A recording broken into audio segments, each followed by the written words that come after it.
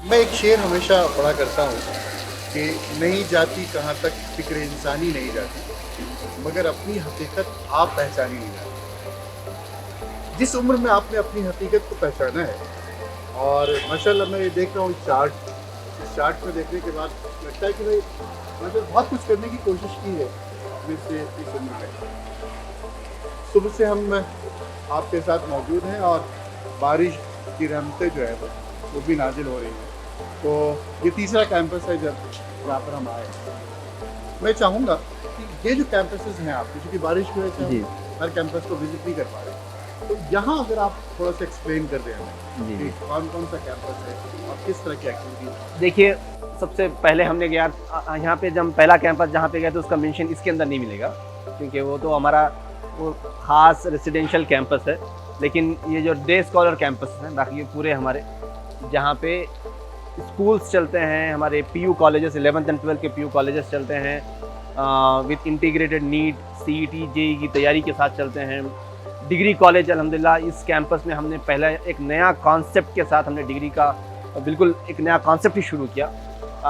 आप देखेंगे जयनगर, बेंगलोर साउथ में मेरे पास जयनगर में कैंपस है, बहुत घनी आबादी है, और उतनी घनी आबादी में एक भी मुसलमानों का ऐसा पीयू कॉलेज नहीं था, ऐसा 11th एंड 12th का ऑप्शन नहीं था जहाँ पे बच्चों के साथ क्वालिटी एजुकेशन मिले और इंटीग्रेटेड प्रिपरेशन मिले, एक भी नहीं था।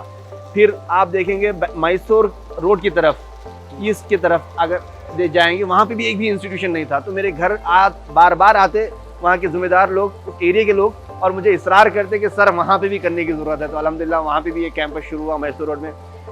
हम जहाँ पे ठहरे हैं, इस कैंपस की तारीख ऐसी है, आप देखें तो यहाँ पे तीन चार क्लासेस ऐसे ऊपर के, टोटल एक 9 क्लासेस थे यहाँ पे स्टेयरकेस था। ये बिल्कुल छोटे सा कैंपस था जब हमने इसको लिया था, ये बिल्कुल बंद हो गया था।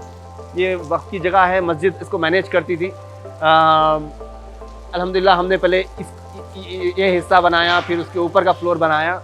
Now you can see that entire structure, you can take this part also, this entire structure is built यहाँ पे अल्हम्दुलिल्लाह। ये पिछले बिल्डिंग माशाल्लाह आपने छोटी सी जगह को आपने एक बड़े से बिल्डिंग एक साल के अंदर, एक ही साल की मुद्दत में अल्हम्दुलिल्लाह इतना तमाम सब बना है। इसके अंदर होता क्या है, देखिए इसके अंदर हमने ख़ास एक कॉन्सेप्ट निकाला। पहले तो किंडरगार्टन का जो कॉन्सेप्ट है, इस्लामिक किंडरगार्टन कैसे हो, हमने इस्लाम मुसलमानों के लिए एक नई कोशिश हुई। बेंगलोर के लिए हमने फैल्कन टेक किड टेक्नोलॉजी के साथ किड्स को कैसे सही इंटीग्रेशन करके कैसे कर सकते हैं, क्योंकि कैसे ना कैसे टेक्नोलॉजी तो यूज़ होती है, लेकिन उसको सही यूज़ कैसे कर पाएँ। तो अल्हम्दुलिल्लाह उसका हमने एक इस्लामिक एजुकेशन को इंटीग्रल किया सिस्टम के अंदर। हमने मलेशियन एंड जापानीज सिस्टम को इंटीग्रेट किया हमारे प्री प्राइमरी के अंदर। फिर हमने ई चैम्प्स 1 to 5 के लिए हमने एक ऐसा मॉडल बनाया जो एनसीएफ और एनईपी के बेसिस पे हो।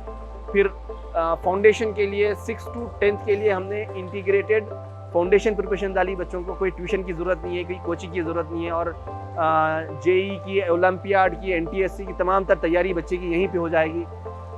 उसके अलावा यहाँ पे हमने 11th एंड 12th का नीट एकेडमी बनाया, हमने डिग्री कैंपस बनाया। एक ख़ास चीज़ जो हमने महसूस की कि उमूमन हमारे यहाँ जब इंस्टीट्यूशंस बनाए जाते हैं, इदारे बनाए जाते हैं, तो कोशिश की जाती है कि ज़मीन खरीदी जाए, कंस्ट्रक्शन किया जाए, उसके लिए फिर अपील की जाए और इस तरह की चीज़ें होती हैं। जी, लेकिन आपने जहाँ जहाँ कंस्ट्रक्शन मौजूद है, इमारतें मौजूद हैं, जगह मौजूद है, उसको हायर किया जी, जी। और वहाँ पे अपना इंस्टीट्यूशन शुरू करने की कोशिश। देखिए, मैं एक चीज़ का क़ाइल हूँ, बहुत सच्ची, मैं अच्छे से उस बात को मानता हूँ कि जिस दिन आप पूछने जाएंगे, मांगने जाएंगे ना, उस दिन आप क्वालिटी देना बंद कर देंगे, क्योंकि उस वक्त आपको दूसरों की मर्जी के हिसाब से चलना पड़ेगा, उनको खुश करने के लिए काम करना पड़ेगा।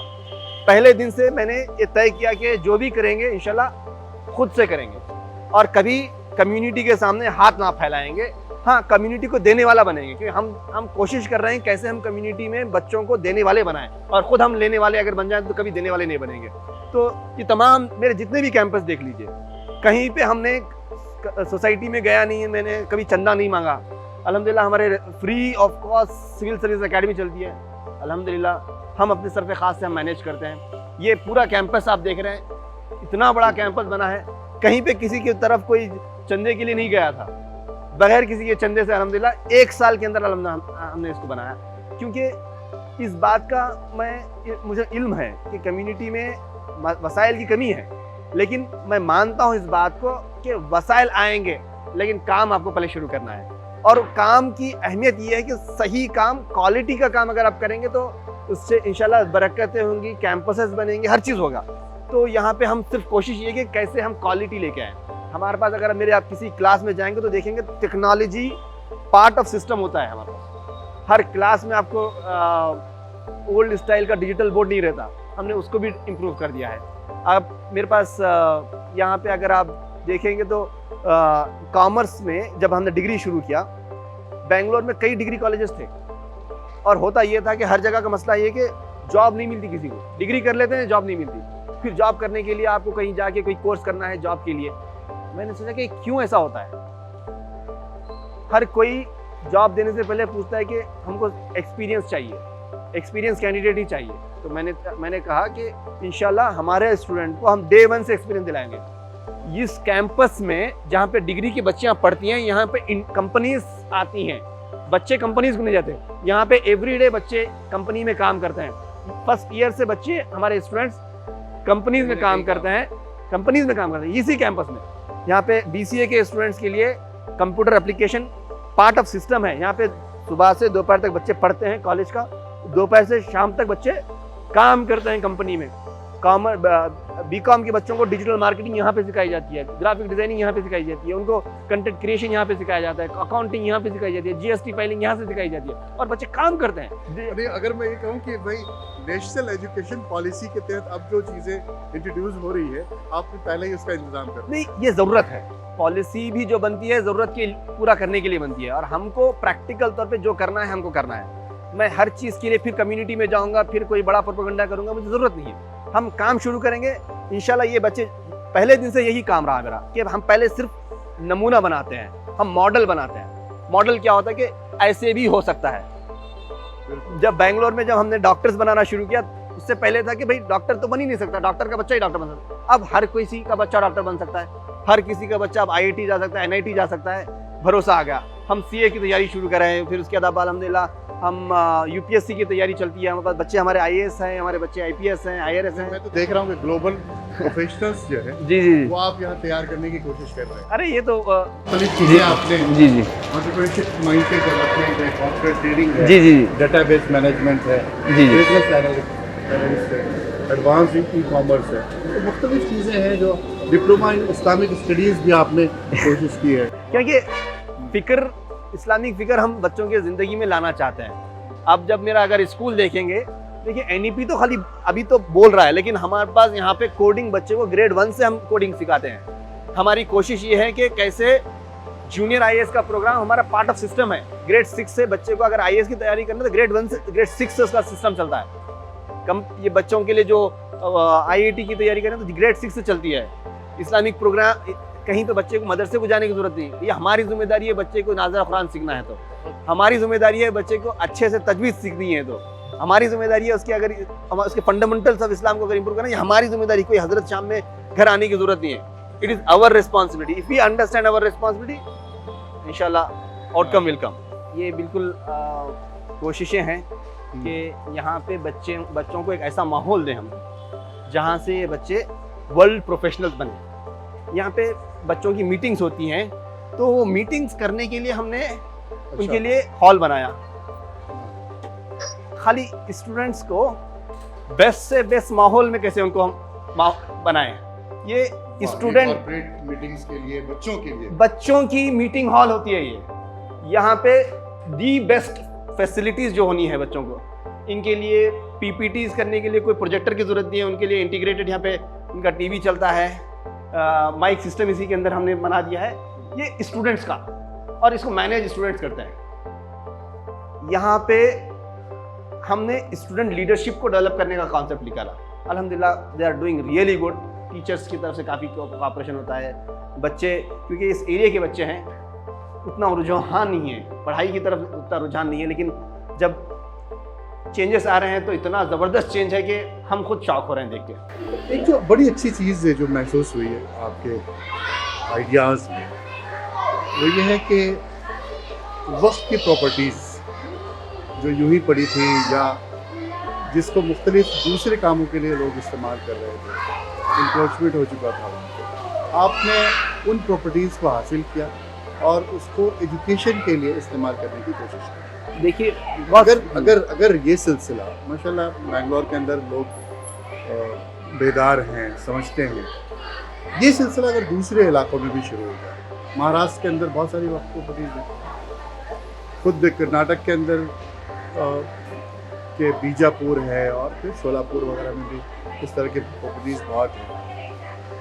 अगर इनका इस्तेमाल इस तौर पे हो एजुकेशनल कैंपस बनाकर एजुकेशनल एक्टिविटीज़ के लिए, तो मैं समझता हूँ कि आपने एक अच्छी राह दिखाई है। देखिए बहुत आपने एक क्रक्स ऐसा मैटर के ऊपर ऐसा मैटर छेड़ा है जिसको अगर आप मैं थोड़ा बोलूँ तो कुछ लोगों को बुरा भी दिखेगा। होता ये है कि हमारे पास वक्त प्रॉपर्टीज़ में अगर आपको गैरेज दिखेगा, अगर आपको कोई, मैं ये नहीं बोल रहा गैरेज ख़राब है, अगर वहाँ पे आपको कोई कचरा वाला कुछ तो दिखेगा, किसी को दर्द नहीं होगा, लेकिन वहीं वक्त प्रॉपर्टी पे अगर आपको हॉस्पिटल दिख जाए या फिर स्कूल दिख जाए तो सबका पेट दिखना शुरू हो जाएगा। पूरे एरिया के लोग आके देखेंगे, परेशान हो जाएंगे, भी कैसा बना दिया, क्या लूट रहा होगा, कितना खा रहा होगा, कैसे कर रहा होगा, क्योंकि बर्दाश्त नहीं हो सकता। ऐसा माहौल बन चुका है। हमको पहले अपनी जहनीत को चेंज करना है। हमको किसी के पास जाके भीख मांगने की ज़रूरत नहीं है इस कम्युनिटी को। आप देख लीजिए हमारी जो वक्त आराजी की जो बात कर रहे हैं, मेरा मानना ये है, देखिए मैं अपनी प्राइवेट प्रॉपर्टी लेके बहुत बड़ा कॉर्पोरेट इंस्टीट्यूशन बना सकता हूँ। मैंने इस इंस्टीट्यूशन के लिए बनाने के लिए अगर कुछ खर्च किया है, मेरी जगह पे भी अगर होता खर्च करता तो फ़र्क नहीं पड़ता, लेकिन मेरी जगह मैं सिर्फ मेरे बच्चे के लिए छोड़ के जाऊँगा। ये अल्लाह की रज़ा में रहेगी, ये परमानेंटली वक्फ रहेगी है। और इसको कोई ऐसा बच्चा, कोई भी मेरे बात कोई चलाएगा तो कौम मिल्लत की भलाई के लिए चलाएगा। हाँ, उम्मीद ये होती है कि बिल्कुल हर चीज़ चैरिटी भी हो जाए, हर चीज़ फ्री हो जाए। क्वालिटी कहाँ से आएगी अगर आप उम्मीद करते हैं कि यहाँ पे बच्चे पढ़ें तो फ्री पढ़ें। हमारे एक्सपेक्टेशन खाली पैसे को लेके होती है, क्वालिटी को लेकर कभी हम एक्सपेक्टेशन नहीं करते। हम एक्सेसिबिलिटी की फिक्र करते हैं, क्वालिटी की फिक्र नहीं करते कभी कम्युनिटी में।